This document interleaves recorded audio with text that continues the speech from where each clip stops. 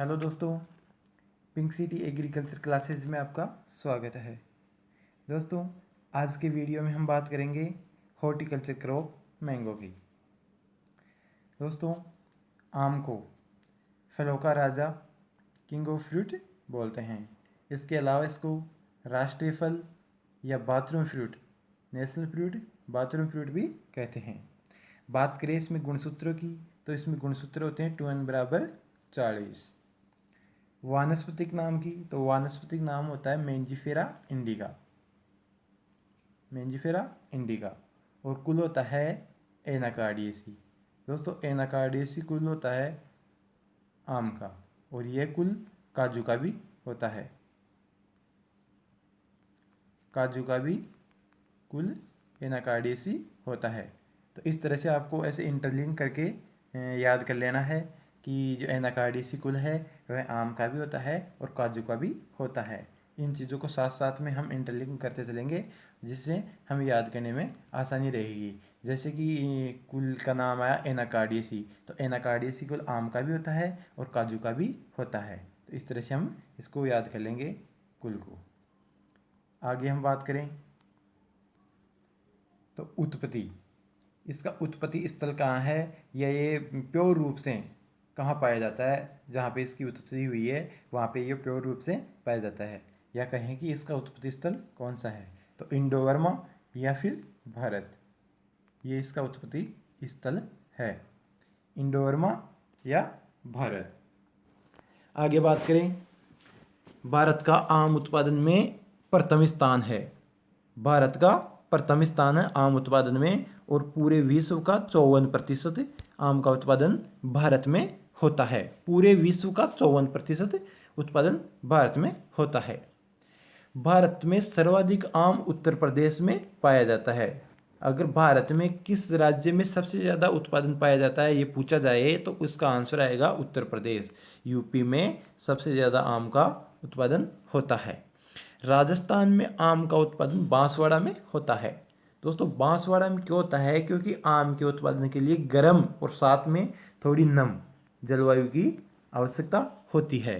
तो ये क्षेत्र हमारे राजस्थान में बांसवाड़ा के जो भाग है या बांसवाड़ा है वहाँ पे पाया जाता है। उसी प्रकार से जैसे उत्तर प्रदेश है, उत्तर प्रदेश में भी इसी प्रकार की जलवायु पाई जाती है, इसलिए आम का उत्पादन राजस्थान में बांसवाड़ा में सबसे ज़्यादा होता है। भारत में कुल फलों को सर्वाधिक क्षेत्रफल इसी फल का है। अगर बात करें राजस्थान में सबसे ज़्यादा कौन से फल का क्षेत्रफल है, या भारत में सबसे ज़्यादा कौन से फल का क्षेत्रफल है, तो सबसे ज़्यादा क्षेत्रफल आम का ही है। भारत में सबसे ज़्यादा आम का ही क्षेत्रफल है।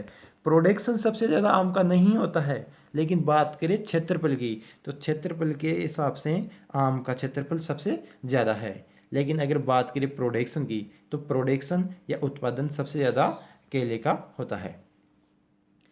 अब बात करें आम में विटामिन ए सर्वाधिक पाया जाता है, और विटामिन ए आम में कितना पाया जाता है? 4800 IU। IU का मतलब होता है इंटरनेशनल यूनिट। इंटरनेशनल यूनिट मतलब एक इंटरनेशनल यूनिट होती है जिसमें इस मात्रा को मापते हैं, उसको बोलते हैं IU।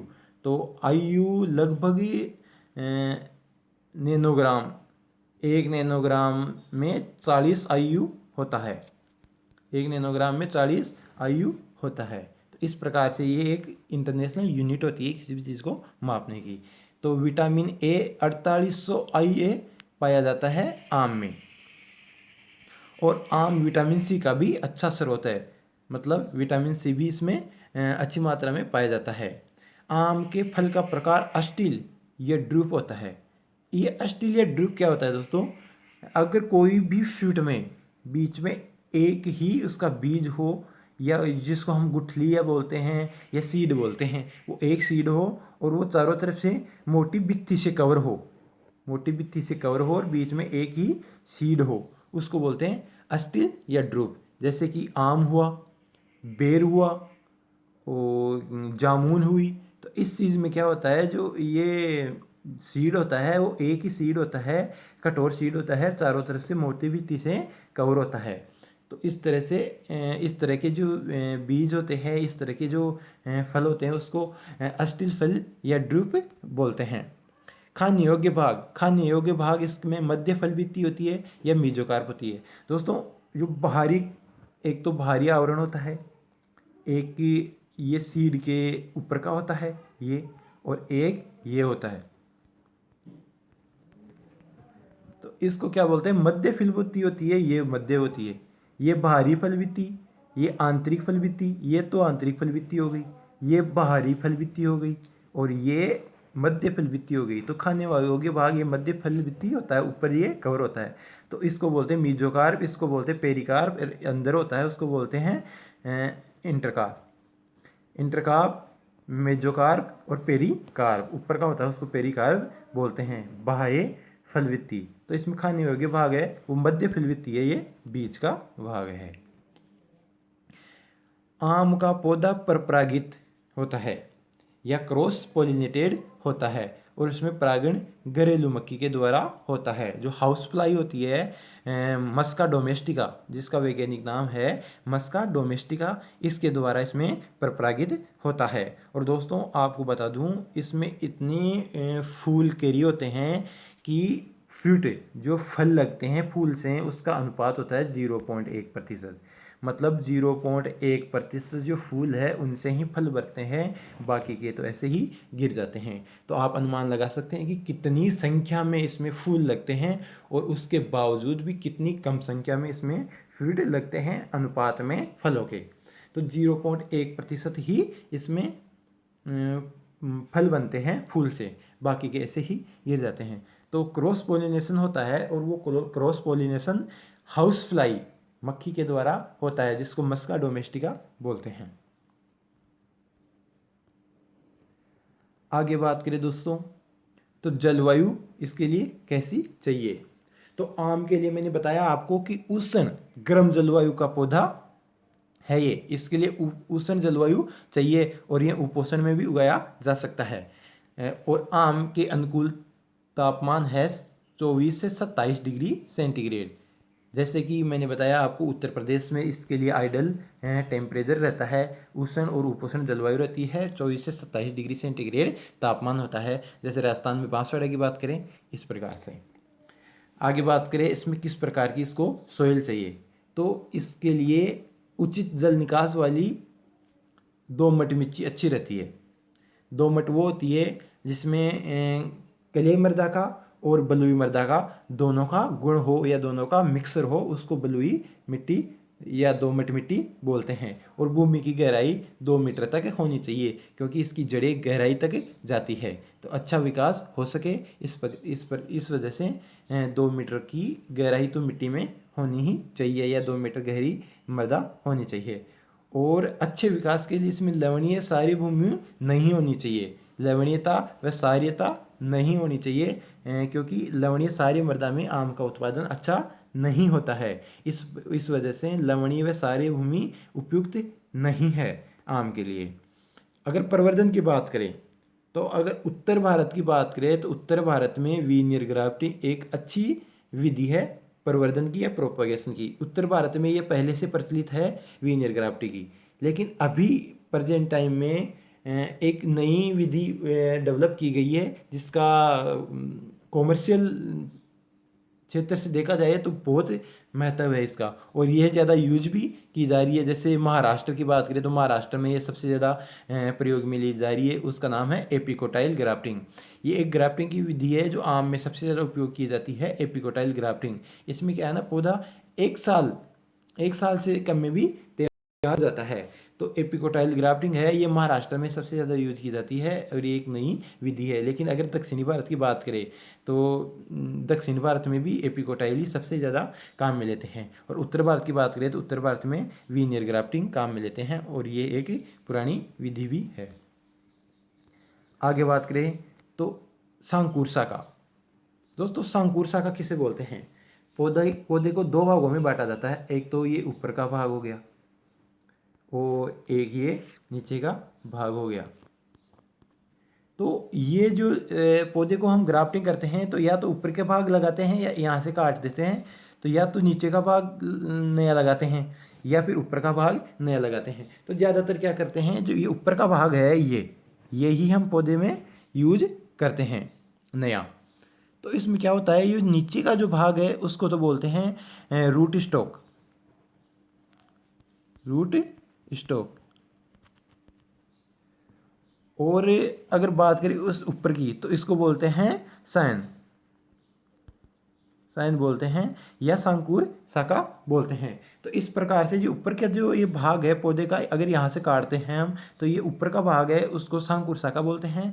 और मूलव्रंत, मूलव्रंत बोलते हैं ये नीचे का जड़ सहित का जो ये भाग है इसको बोलते हैं मूलव्रंत। तो अब हम बात करते हैं शंकुर शाखा की। तो 4 महीने पुरानी शाखा होनी चाहिए, 4 महीने पुरानी शंकुर शाखा होनी चाहिए। और पेंसिल की मोटाई वाली 10 से 15 सेंटीमीटर लंबी शाखा काम में लेते हैं।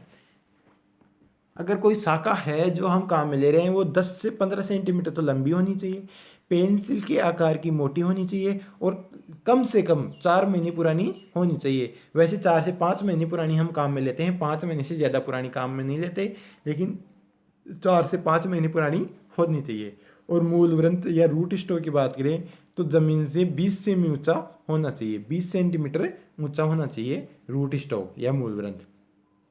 अब मूल व्रंत के लिए, मूल व्रंत के लिए हम ऐसी किस्मों को काम में लेते हैं जिसका जड़ क्षेत्र मजबूत हो और उसका तना भी मजबूत हो। तो इसके लिए जो किस्म है वो है वेलाई कोलम्बरन, वेलाई कोलम्बरन, रूमानी, कारुकन, ओल्लूर। ये ओल्लूर जो रूट स्टॉक है ये लवणीय सेंसिल है, मतलब ये लवणीय मृदा में भी अपने आप को सर्वाइव कर सकता है या अच्छा उत्पादन दे सकता है। तो ओल्लूर लवणीय सेंसिल है। इसके अलावा कारुकन, रूमानी और वेलाई कोलम्बरन ये इसके लिए है। और ग्राफ्टिंग का समय है जून जुलाई, मतलब जून जुलाई के क्षेत्र में, जो कि मानसून का जो क्षेत्र होता है या प्री मानसून होता है उस वक्त इसकी ग्राफ्टिंग की जाती है। आगे बात करें दोस्तों आम की नियमित और अनियमित फलों वाली किस्में। दोस्तों आम में क्या होता है, एल्टरनेरी बीयरिंग या एकांतर फलन की समस्या होती है। और ये एकांतर फलन क्या होता है, एकांतर फलन का मतलब होता है 1 ईयर प्रोडक्शन होता है और दूसरे ईयर नेक्स्ट ईयर ही इसमें ऑफ सीजन होता है, उसमें कोई प्रोडक्शन नहीं होता और कोई फूल कैरी नहीं होते, ना फ्रूट लगते हैं ना फूल लगते हैं। तो एक साल फल या फूल लगते हैं, दूसरी साल नहीं लगते, फिर तीसरी साल लगते हैं, फिर चौथी साल नहीं लगते। तो इसको बोलते हैं एकांतर फलन। भाई एक ही साल में फल लगते हैं, दूसरी साल में नहीं लगते, तो इसको बोलते हैं एल्टरनेरी बीयरिंग। तो ये ज़्यादातर दक्षिणी भारत की जो किस्में होती है उसमें ये समस्या ज़्यादा पाई जाती है। तो इस हिसाब से इन फसलों को इस किस्मों को बांटा गया है। तो अगर बात करें आम की नियमित व अनियमित वाली किस्मों की, तो नियमित फलन वाली है जैसे नीलम हुई, नीलम, आम्रपाली, मल्लिका, रत्ना, शंकर 10 और शंकर 13।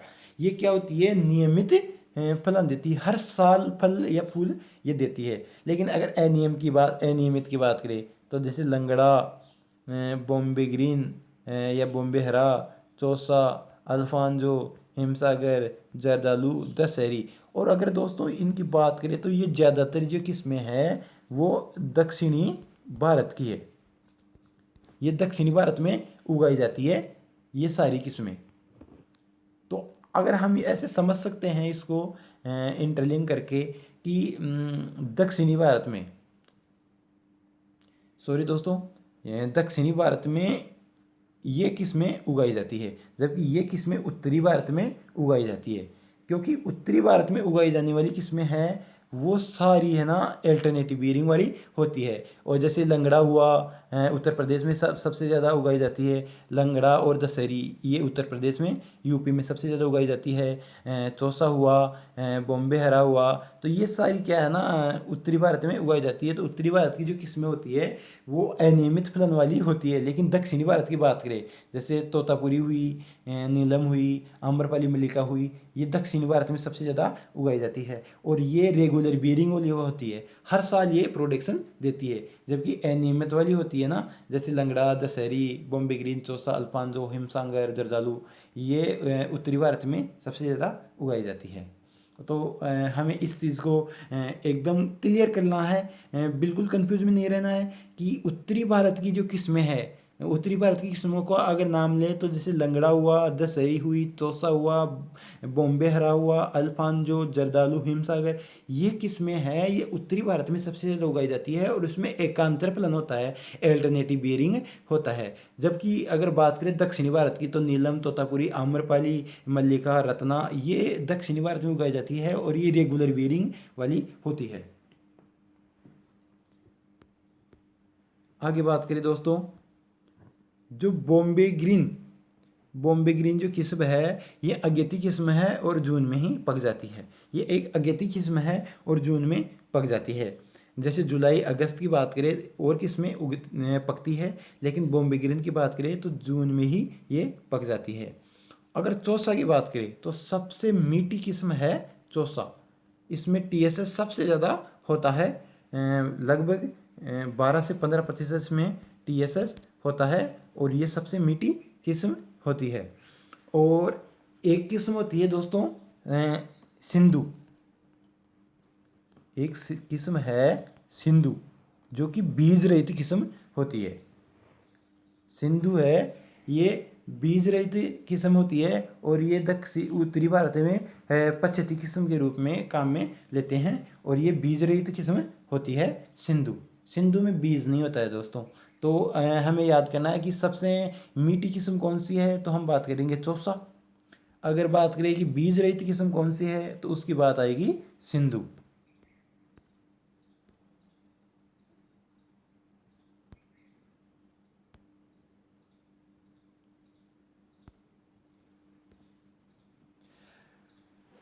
हाँ दोस्तों, अब बात करें फजली किस्म की, तो फजली पछती किस्म होती है। अगर बात करें केसर की, तो केसर प्रसंस्करण के लिए सबसे ज़्यादा उपयुक्त रहती है, ये गुजरात में उगाई जाती है। जैसे हम अचार बनाते हैं और भी काम में, प्रसंस्करण के काम में लेते हैं, तो ये केसर जो होती है ये सबसे अच्छी होती है। क्योंकि क्योंकि इसमें ये गुट्ठी होती है, इस गुट्ठी के और जो पेरिकार्प होता है, जो कवर होता है, उसके बीच में जो ये गुद्दा होता है ना, ये सबसे ज़्यादा होता है इसमें, और ये लंबे समय तक ज़्यादा खराब भी नहीं होती। इस वजह से ये प्रसंस्करण के लिए सबसे अच्छी किस्म होती है। आगे बात करें कि लंगड़ा, जो लंगड़ा किस्म है, यह किस्म मध्यम पकाई वाली किस्म है, उत्तर प्रदेश बिहार में सबसे ज़्यादा उगाई जाती है और उत्तर प्रदेश में सबसे ज़्यादा दशहरी भी उगाई जाती है। तो ये लंगड़ा और दशहरी हुई, ये उत्तरी भारत में सबसे ज़्यादा उगाई जाती है और उत्तर प्रदेश में सबसे ज़्यादा ये उगाई जाती है और ये अल्टरनेटिव बियरिंग वाली होती है। मैंने आपको पहले बता दिया कि ये अल्टरनेटिव बियरिंग वाली होती है, एक साल प्रोडक्शन देती है, दूसरे साल नहीं देती। और जो दशहरी है, डिब्बाबंदी के लिए सबसे उपयुक्त किस्म होती है। डिब्बाबंदी के लिए ये सबसे ज़्यादा काम में ली जाती है दशहरी। आगे बात करें दोस्तों रूमानी की, तो यह सेब के आकार की होती है। जिस प्रकार से सेब की शेप होती है, सेब का आकार होता है, उसी प्रकार से रूमानी जो किस्म है उसका भी आकार सेम होता है।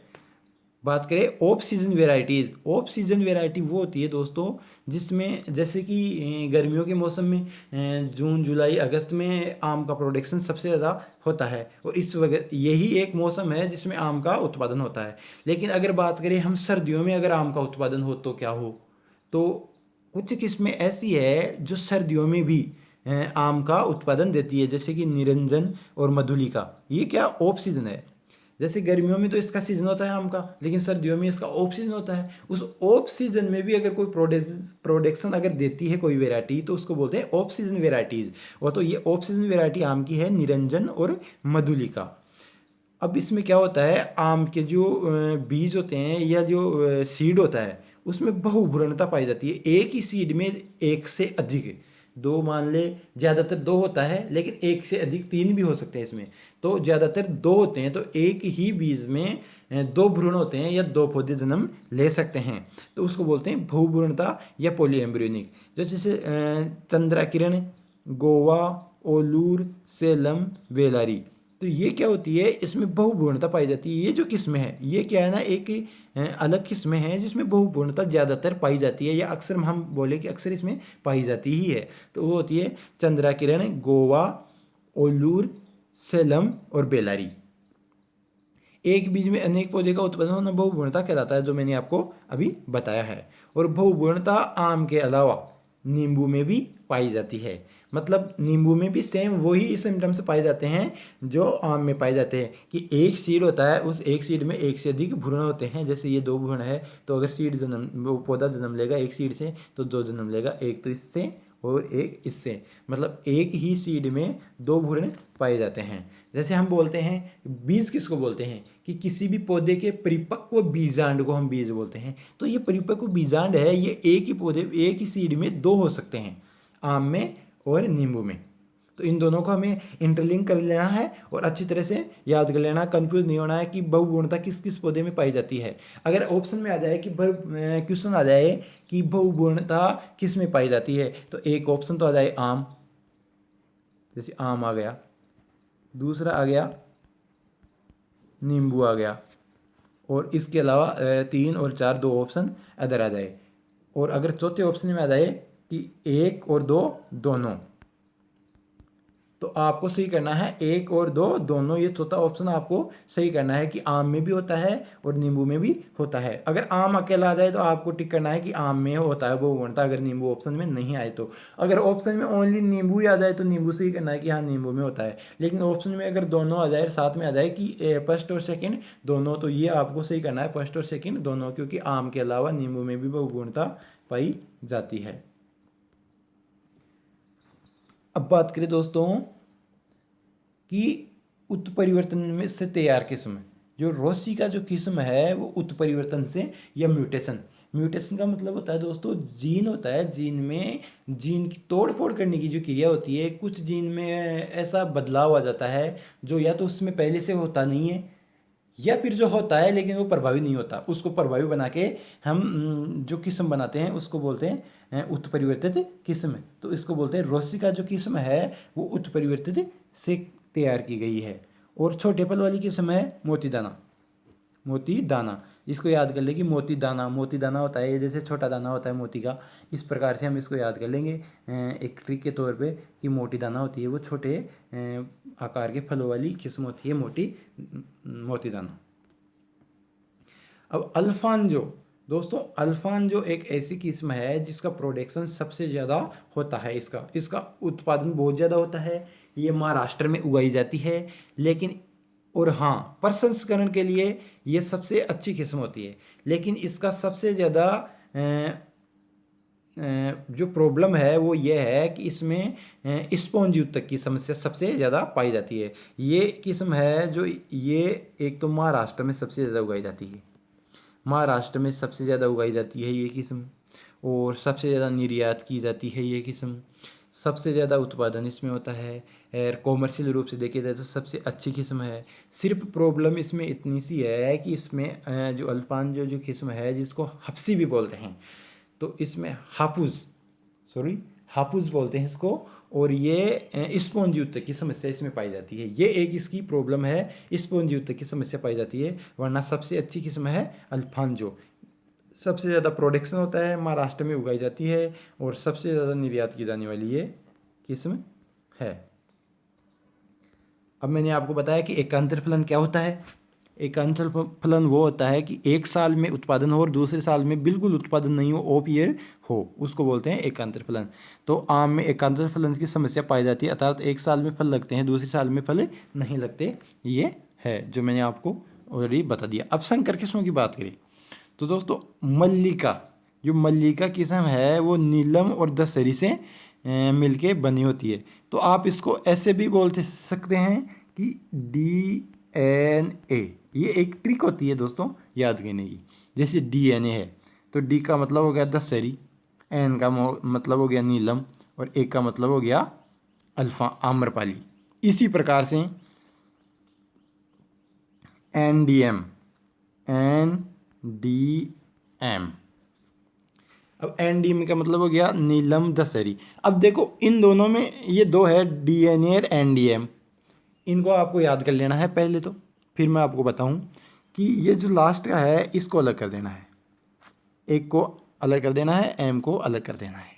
अब इसमें जो बचा DN बचा, तो ये N और D DN, ये शब्द दोनों सेम है और वेराइटी भी दोनों सेम है, लेकिन फ़र्क इतना है कि मेल और फीमेल का फ़र्क होता है। तो पहले हम काम में लिए दशहरी और नीलम। दशहरी इंटू नीलम होगा तो उसका तो आम्रपाली होगा, और नीलम इंटू दशहरी होगा उसका मल्लिका होगा। मतलब अगर इनको आगे पीछे कर देंगे तो वेराइटी जो बनती है वो चेंज हो जाएगी। जैसे कि दशहरी और नीलम से अगर इस बीच में इंटू लग गया, दशहरी नीलम इंटू आम्रपाली, और नीलम इंटू दशहरी बराबर मल्लिका। तो इस तरह से आपको याद कर लेना है। जैसे DNA हुआ, NDM होगा। आप DNA याद करोगे तो आपको अपने आप याद हो जाएगा। D का मतलब दशहरी, N का मतलब नीलम, A का मतलब आम्रपाली। तो आम्रपाली किस्म बनी है, ये लास्ट की जो शब्द है ये किस्म बनती है इन दो से। जैसे DN तो दशहरी नीलम आम्रपाली, NDM नीलम दशहरी मल्लिका। तो इस प्रकार से आपको याद कर लेना है। आगे बात करें, इन दोनों किस्मों का विकास भारतीय कृषि अनुसंधान IARI नई दिल्ली द्वारा विकसित की गई किस्में है ये। अब मैंने बताया आपको सिंधु, जो सिंधु है वह बीज रहित किस्म है, सीडलेस किस्म है, और गुद्दे की मात्रा इसमें 83 ग्राम होती है, जबकि बीज का वजन होता है 6.75 ग्राम। तो बिल्कुल न के बराबर इसमें बीज होता है, न के बराबर बीज होता है, तो इसलिए इसको बीज रहित सीडलेस बोलते हैं। और ये इसको इसकी शॉर्ट फॉर्म होगी RAS। जैसे DNA NDM होता है उस प्रकार से RAS। R का मतलब रत्ना, और A का मतलब अल्फांजो, और लास्ट की जो मैंने बताया लास्ट का डिजिट होता है उसका मतलब होता है जो किस्म बनती है, तो वो होगी सिंधु। तो इस प्रकार से आपको याद करना है RAS, DNA और NDM। इस प्रकार से आपको ये याद करना है NDM, RAS, DNA। A का मतलब आम्रपाली बन गई, S का मतलब सिंधु बन गई, और M का मतलब मल्लिका बन गई। इस प्रकार से आपको याद कर लेना है। अब दोस्तों बात करें कि रत्ना, जो रत्ना किस्म है वो नीलम और अल्फांजो ने बनी है, सेम वैसे ही NAR, Neelam into Alfonso A आ गया, और R को मतलब रत्ना बन गया। तो अब देखो दोस्तों, इसमें जो सिंधु किस्म है इसमें रत्ना है, तो सिंधु का S, रत्ना का R, ये लास्ट में आता है। देखो S आ गया, ये R आ गया, इसमें आम्रपाली है तो आम्रपाली A लास्ट में आ गया, और इसी प्रकार से NDM इसका होता है मल्लिका का, तो इसमें मल्लिका आ गया। तो इस प्रकार से याद करना है, कंफ्यूज नहीं होना है, बिल्कुल दिमाग में ऐसे कैसे बैठा लेना है, बिल्कुल भी कंफ्यूज नहीं होना है। आगे बात करें तो H10 जिसको बोलते हैं अर्का अरुणा, ये बैंगनपल्ली और अल्फांजो के संकरण से बनी है, जबकि H12 अर्का पुनीत होती है, ये अल्फांजो या बैंगनपल्ली से बनी है। इन दोनों में एक दूसरे से इंटरलिंक है। इंटरलिंक क्या है, जो बैंगनपल्ली और अल्फांजो दोनों ही किस्में यूज की गई है, लेकिन पहले बैंगनपल्ली आ गया और फिर अल्फांजो आ गया, तो BA आ गया, तो अर्का अरुणा आ गया, तो फिर आगे आ जाएगा AA अर्का अरुणा। और अगर AB आ गया, AB अगर इसमें आ गया तो फिर AP हो जाएगा, अर्का पुनीत हो जाएगा। तो इस तरह से आपको इस चीज़ को भी याद कर लेना है। आगे बात करिए कि निरंजन, तो नीलम और अल्फांजो, और ये निरंजन है, ये ट्रांसपोर्ट के लिए सबसे अच्छी किस्म होती है, लंबे समय के लिए ये सुरक्षित रह जाती है। अर्का अनमोल अल्फांजो और जनार्दन पसंद से बनती है। अर्का नीलकरण अल्फांजो और अगस्त से मिलके बनी होती है। अब बात करें दोस्तों प्लांटिंग की, तो जुलाई अगस्त में इसकी प्लांटिंग की जाती है प्री मानसून में, या मानसून से पहले। गड्ढे का आकार होता है वो 1 × 1 × 1 मीटर का इस प्रकार से होता है, 1 मीटर ऐसे, 1 मीटर ऐसे, और 1 मीटर ऐसे। तो इस प्रकार से ये बनता है। 10 मीटर की पौधे से पौधे के बीच में दूरी रहती है। जैसे कि हम बोलते हैं P प्लांट इंटू प्लांट की दूरी होती है 10 मीटर की, और संकर किस्मों में ये होती है 3 × 3 की। 3 × 3 की संकर किस्मों में 3 × 3 होती है, जबकि अगर देसी किस्मों की बात करें तो इसमें 10 × 10 होती है, क्योंकि संकर किस्मों के पौधे होते हैं वो छोटे होते हैं, जबकि ये देसी होते हैं वो बड़े होते हैं। तो इस प्रकार से इसको यूज़ करते हैं। और सबसे छोटी जो सबसे छोटे आकार की जो किस्म होती है वो आम्रपाली होती है। आम्रपाली होती है और आम्रपाली में 2.5 × 2.5 मीटर ही काम में लेते हैं। अगर हाँ ऐसा क्वेश्चन पूछा जाए कि आम की ऐसे कौन सी किस्म है जिसमें P/P या पौधे से पौधे की दूरी सबसे कम होती है, या ऑप्शन में ये भी आ सकता है कि सबसे छोटे आकार की आम की फिसल किस्म कौन सी है, तो वो आम्रपाली होती है और इसमें 2.5 × 2.5 मीटर ही काम में लेते हैं। और एक सबसे इम्पोर्टेंट क्वेश्चन जो कि इसके संबंध में पूछा जाता है वो ये पूछा जाता है दोस्तों, सबसे इम्पोर्टेंट क्वेश्चन है, बहुत से एग्जाम में पूछा जाता है कि किचन गार्डनिंग वो बोलते हैं जैसे कि हमारे घर के आसपास के क्षेत्र में जहाँ पे हमारा किचन है वहाँ पे आसपास छोटे एरिया में सब्जी वगैरह फल फ्रूट उगा के घर में काम में लेने के लिए उगाए जाते हैं, उसको बोलते हैं किचन गार्डनिंग। तो अगर क्वेश्चन आए ऐसे कि किचन गार्डनिंग के लिए आम की कौन सी किस्म काम में ली जाती है, तो उसका आंसर होगा आम्रपाली, क्योंकि आम्रपाली एक ऐसी किस्म है जो छोटे आकार की है, किचन गार्डनिंग में भी इसको काम में लेते हैं। और अगर ये क्वेश्चन आए कि सबसे छोटे आकार की कौन सी किस्म है, तो आम्रपाली। अगर पूछा जाए कि किचन गार्डनिंग में कौन सी काम में लेते हैं, तो वो भी आम्रपाली। और अगर पूछा जाए कि सबसे कम दूरी पे उगाई जाने वाली अगर किस्म है, तो वो भी आम्रपाली है, क्योंकि 2.5 × 2.5 मीटर ही इसमें काम में लेते हैं। आगे बात करें कि वर्गाकार या आयतकार, वर्गाकार या आयतकार, जैसे ये वर्गाकार हो गया और ये आयताकार हो गया, तो इस प्रकार से अगर कोई ये विधि काम में लेते हैं तो आम में तो ये सबसे उपयुक्त रहती है। आगे बात करें दोस्तों सिंचाई की, तो सिंचाई में क्या होता है 10 से 12 दिन के नियमित अंतराल से सिंचाई कर देनी चाहिए। और सबसे महत्वपूर्ण जो बात याद रखने लायक है वो ये है कि फूल आते समय सिंचाई रोक देनी चाहिए। दोस्तों अगर फूल बियरिंग होने लग गए या फूल लगने लगे, फूल आने लगे, उस वक्त सिंचाई रोक देनी चाहिए, क्योंकि अगर हम अभी भी सिंचाई करेंगे तो आम क्या करता है, फूल को गिरा देता है, अपनी वर्दी को बढ़ा देता है, कि वर्दी करने लग जाता है, वर्दी करता रहता है और फूल गिरा देता है। तो हमें क्या करना है, जैसे ही फूल आते हैं हम पानी को सिंचाई देना कम कर दे या बंद ही कर दे, सिंचाई देना रोक देते हैं, बिल्कुल ही हम सिंचाई नहीं करते हैं। तो ये अक्टूबर से दिसंबर के बीच में जो फल लगते हैं उस वक्त में इसमें सिंचाई रोक देनी चाहिए, सिंचाई बिल्कुल भी नहीं करनी चाहिए। और आम के फूलों को मात्र 0.1%, जो मैंने आपको पहले बताया 0.1% ही होते हैं जिसमें फल बनते हैं। और आम घरेलू मक्खी से परपरागित जो फसल है, तो इसमें जो परागण होता है वो घरेलू मक्खी से होता है, और घरेलू मक्खी का वैज्ञानिक नाम होता है मस्का डोमेस्टिका। अब फलों का झड़ना, जो फ्रूट ड्रॉप है, ये एक आम समस्या पाई जाती है। जैसे कि गर्मियों का मौसम होता है और थोड़ी बहुत जो उत्तरी भारत में आंधी या लू वगैरह चलती है, उससे जो फ्रूट होते हैं वो झड़ जाते हैं, तो ये एक आम समस्या होती है। तो मटर फलों के दानों के आकार की अवस्था के जो फल होते हैं वो झड़ते हैं, तो मटर के दाने होते हैं उस आकार के होते हैं, वो झड़ने लग जाते हैं। तो इसके लिए क्या करते हैं, जो 2,4-D जो हार्मोन होता है, 2,4-D जो हार्मोन होता है उसका 20 ppm का हम गोल बना के छिड़काव करते हैं, या NAA का फुल फॉर्म होती है नेप्थलीन एसिडिक एसिड। जो NAA होता है, जो नेप्थलीन एसिडिक एसिड होता है, जिसको प्लेनोफिक्स भी बोलते हैं, तो इसका 25 ppm इसका छिड़काव करते हैं। ये दोनों ही एक ग्रोथ हार्मोन है, 2,4-D और NAA, ये एक तरह से ग्रोथ हार्मोन है, तो इसका हम छिड़काव करते हैं, तो ये जो फ्रूट ड्रॉप है या फलों का झड़ना जो समस्या है वो ख़त्म हो जाती है। आगे बात करें दोस्तों कि आम के उपज की, तो आम की उपज 80 से 100 किलोग्राम प्रति पौधा एक साल में उत्पादन ये दे देता है। और भंडारण की बात करें तो 8 से 9 डिग्री सेल्सियस पे, 8 से 9 डिग्री सेंटीग्रेड पे 85 से 90% आर्द्रता में इसका भंडारण हम कर सकते हैं। अगर कीट की बात करें तो आम का फुदगा एमेरिटोडस एटकिंसोनी, इसका वैज्ञानिक नाम है एमेरिटोडस एटकिंसोनी। तो इसका क्या करते हैं, आम का जो फुदगा होता है ये रस चूसता है, ये रस चूस के पौधे को नुकसान पहुंचाता है, इसके कीट रस चूसते हैं। और इसके लिए डाइमिथोएट या मेटासिस्टॉक्स का 0.2% का हम गोल बनाकर छिड़काव करते थे इसके नियंत्रण के लिए। फिर आता है मिलीबग। दोस्तों अगर बात करें मिलीबग की और आम का फुदका, दोनों ही क्या करते हैं, रस चूसते हैं।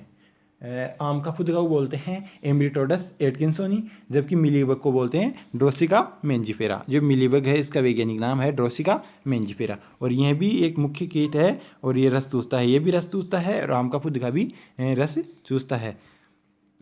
और इसका प्रबंधन सबसे यूनिक है दोस्तों, और बहुत बार एग्जाम में पूछा जाता है। ये सबसे यूनिक भी है और बहुत सी एग्जामों में पूछा जाता है, सबसे इंपॉर्टेंट भी है कि मिलीबग जिसको बोलते हैं ड्रोसिका मेंजिफेरा, ड्रोसिका मेंजिफेरा की जो निम्फ होते हैं उनको क्या करते हैं, पेड़ पे चढ़ने के लिए जो पेड़ होता है उसके इस तरह से ये पेड़ होता है, इसकी ये जड़ होती है, तो इसकी निम्फ क्या है ना, पेड़ पे इस तरह से ऊपर ज़मीन पे यहाँ पे रहते हैं, यहाँ पे अंडे देती है ये, यहाँ पे जो निम्फ होते हैं वो ऐसे पेड़ पे चढ़ते हैं ऊपर। तो क्या करते हैं, यहाँ पे हम पेड़ बांध देते हैं, कोई पॉलीथीन वगैरह बांध के उस पर ग्रीस वगैरह ऐसे चिकना पदार्थ लगा देते हैं, तो इससे क्या होता है, ये नीम पेड़ पे ऊपर ना चढ़ पाए, यहीं पे चिपक जाते हैं या फिसल के नीचे गिर जाते हैं। तो ये एक यूनिक मेथड होता है और ये बहुत बार एग्जामों में पूछा जाता है, तो ये आपको याद करना है। जैसे कि पेड़ पे चढ़ रहे हैं तो वो गिर जाएंगे, तो चारों तरफ 30 सेंटीमीटर ग्रीस की परत लगा देते हैं, 30 सेंटीमीटर लंबी, भाई ऊपर से लेके नीचे ये ऐसे 30 सेंटीमीटर लंबाई में 30 सेंटीमीटर बांध देते हैं। अब आते बात करें कि आम की फल मक्खी, दोस्तों आम की फल मक्खी, और आम की फल मक्खी का वैज्ञानिक नाम होता है बैक्ट्रोसेरा डोर्सेलिस, बैक्ट्रोसेरा डोर्सेलिस। तो इसके नियंत्रण के लिए क्या करते हैं, गर्म वाष्प से उपचारित करते हैं और 0.3% डाइमिथोएट का इसमें छिड़काव करते हैं। अब इसमें जो डिजीज लगते हैं, रोग लगते हैं, उसकी बात करते हैं। तो सबसे इंपॉर्टेंट रोग होता है पाउडर मिल्ड्यू, ये छाछा रोग होता है, जो पत्ते होते हैं उसमें सफ़ेद कलर का ऐसे पाउडर सा लग जाता है, ऐसे पत्ती के ऊपर, ये पत्ती है इसके ऊपर यहाँ पे सफ़ेद कलर सा पाउडर सा लग जाता है, तो वो रोग होता है पाउडर मिल्ड्यू या छाछा रोग होता है। यह रोग ओडियम मेंजिफेरी, ओडियम मेंजिफेरी एक कवक होता है जिसका नाम होता है ओडियम मेंजिफेरी, उससे ये होता है, और इसके लिए किस्म है लेसिंदुरी, जो इसकी रोधी किस्म है। गंधकयुक्त कवकनाशी का काम में छिड़काव करते हैं, काम में लेते हैं, जैसे केरातिन। छाछा के लिए अगर दोस्तों डायनोमेट सल्फेक्स, जो केरातिन होते हैं उसको डायनोमेट सल्फेक्स भी बोलते हैं। दोस्तों आपको बता दूं मैं कि पाउडर मिल्ड्यू या छाछा रोग जहाँ पे भी आता है वहाँ पे ज़्यादातर, चाहे किसी भी फसल में हो, ज़्यादातर ही 90% उसमें क्या करते हैं, केराथिन काम में लेते हैं, जो केराथिन कवकनाशी है वो काम में लेते हैं। तो एक तरह से ऐसे इंटरलिंक करके आपको याद करना है कि अगर जहाँ पे छाछा आ गया वहाँ पे केराथिन होगा, जहाँ पे पाउडर मिल्ड्यू आ गया वहाँ पे केराथिन, तो 100% ऑप्शन आता है, तो वो तो सही होगा कि छाछा रोग के लिए किसी कौन सी कवकनाशी को काम में लेते हैं, तो अगर केराथिन आ गया या डायनोमेट सल्फेक्स आ गया तो ये 100% सही होगा। आगे बात करें काला सिरा ब्लैक टिप, ये आम का सबसे इंपॉर्टेंट रोग है दोस्तों, सबसे महत्वपूर्ण रोग है। बहुत से एग्जामों में पूछा जाता है कि ब्लैक टिप रोग कौन सी फसल से संबंधित है, तो आपको बेझिझक बिना कुछ सोचे तुरंत जवाब देना है कि आम में, क्योंकि ब्लैक टिप सिर्फ आम में ही होता है और में नहीं होता, और ये एक यूनिक डिजीज भी होता है, क्योंकि ये सल्फर डाइऑक्साइड और कार्बन मोनोऑक्साइड ये गैस होती है, इससे या इथाइलिन से होता है। सल्फर डाइऑक्साइड, कार्बन मोनोऑक्साइड या इथाइलिन से होता है, और इसलिए क्या होता है, ये जो सल्फर डाइऑक्साइड, ये कार्बन मोनोऑक्साइड, ये ईंट के भट्ठों से जो धुआं निकलती है उसमें ये होती है, तो उस वजह से ये आम में सबसे ज़्यादा होता है। तो 1.5 किलोमीटर 1.6 किलोमीटर की दूरी पर ही आम का बगीचा लगाना चाहिए ईंट के भट्ठों से, या हम कहें कि ईंट के भट्ठों को आम के बगीचे से 1.5 किलोमीटर दूर लगाना चाहिए। और आपको बताऊं मैं कि जो काला सिरा रोग है, ब्लैक टिप रोग है, ये sulphur dioxide, carbon monoxide, ethylene के अलावा बोरोन की कमी से भी होता है।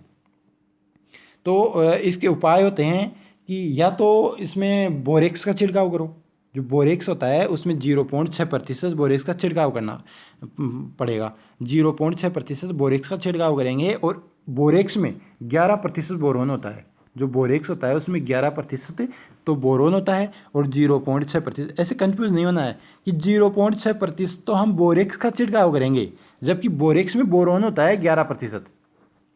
तो बोरोन अगर बोरेक्स है उसमें बोरोन कितनी प्रतिशत है, तो वो 11% है। और कितने प्रतिशत हम बोरेक्स का छिड़काव करेंगे, तो 0.6% का घोल बना के हम उसको छिड़काव करेंगे। तो इसमें क्या होता है, ये बोरोन की कमी से भी ये रोग होता है, सल्फर डाइऑक्साइड गैस की से भी होता है, कार्बन मोनोऑक्साइड से भी होता है, और ये दशहरी के समय सबसे ज़्यादा होता है। अब बात करें स्पॉन्जियोतक, जो कि सबसे ज़्यादा अल्पांजो किस्म में पाया जाता है। ये है रोग ताप सहन होता है, जो ताप का जो प्रवाह होता है उस वजह से। सहन का मतलब होता है कन्वेक्शन। और इसके लिए रोधी किस्म है रत्ना, अर्का, अरुणा। इसमें क्या है ना, ये स्पॉन्जियोतक की समस्या नहीं होती, और अल्पांजो में ये सबसे ज़्यादा होती है। तो अल्पांजो की किस्म में ये सबसे ज़्यादा होती है, रत्ना, अर्का, अरुणा में ये नहीं होती, यह रोगरोधी किस्म है। और ताप सहन की वजह से ये स्पॉन्जियोतक की समस्या होती है। और इस रोग के कारण निर्यात पर पाबंदी लग गई थी, मतलब निर्यात करना ही बंद कर दिया था, या एकदम पाबंदी लगा दी गई थी कि इसका निर्यात मत करो, क्योंकि ये रोग क्वारंटाइन पर्पज़ के लिए है। और बचाव के लिए इथेफोन 500 ppm का घोल का बना के उसमें इसको फल को डुबोते हैं। 500 ppm इथेफोन, ये एक हार्मोन होता है, तो इसमें इसको डुबोते हैं। आगे बात करें गुच्छा मुच्छा रोग। गुच्छा मुच्छा रोग को बोलते हैं मैंगो मेल फॉर्मेशन या गुच्छा मुच्छा रोग, या इसको एक तरह से हम बंची टॉप रोग भी बोल सकते हैं। बंची टॉप होता है कि ऊपर से जो हमारी जो टॉप होती है, जो टहनियाँ होती है, जो फूल लगते हैं, उसको वो एक तरह से ऐसे गुच्छे के रूप में इकट्ठे हो जाते हैं। तो दोस्तों ये गुच्छा मुच्छा रोग है, ये 2 प्रकार का होता है। एक तो होता है वानस्पतिक, और एक होता है लैंगिक। वानस्पतिक और लैंगिक। जो वानस्पतिक होता है वो वानस्पतिक भागों में पत्तियां वगैरह लेके जाता है। जो लैंगिक होता है जिसमें फूल होते हैं, वो फूल या फल वो प्रभावित होते हैं। तो ये 2 प्रकार का होता है। और इसमें क्या होता है, जो ये रोग होता है ये कवक से होता है, और उस कवक का नाम है फ्यूजेरियम मोनिलिफोरम। इस रोग में पुष्पक्रम छोटी छोटी पत्तियों के कुछ गुच्छों में बदल जाते हैं। इस रोग में माता बनना भी कहते हैं, माता बनना या वंचिटोप हो गया ये। तो ये रोग बॉम्बे ग्रीन किस्म में ज़्यादा होता है। जो बॉम्बे हरा या बॉम्बे ग्रीन जो किस्म है उसमें ये मैंगो मेल फॉर्मेशन सबसे ज़्यादा होता है। और इसमें क्या करते हैं, इसके लिए NaA 200 ppm का छिड़काव करते हैं। 200 ppm का छिड़काव करते हैं। नेप्थिलिन एसिटिक एसिड या प्लेनोफिक्स का छिड़काव करते हैं। और रोगरोधी किस्म है इलायची और बहादुर जो किस्म है वो इसके लिए रोगरोधी है। और दोस्तों जो पाउडरी मिल्ड्यू या छाछा रोग था, उस छाछा रोग के लिए एक रोगरोधी किस्म है सिंदूर एक ऐसी किस्म है, तो छाछा रोग से रोधी है वो। अब बात करें दोस्तों छोटी पत्ती या लिटिल लीफ, ये जिंक की कमी से होता है। आम का अनुसंधान केंद्र लखनऊ में है, और राजस्थान में उगाई जाने वाली किस्म है दशहरी, चौसा, लंगड़ी आदि। दशहरी, चौसा, लंगड़ी ये उत्तर भारत में सबसे ज़्यादा उगाई जाती है। और आम का अनुसंधान केंद्र लखनऊ उत्तर प्रदेश में है। और जो छोटी पत्ती रोग है जिसको लिटिल लीफ भी बोलते हैं, ये जिंक की कमी से होता है। ठीक है दोस्तों, थैंक यू।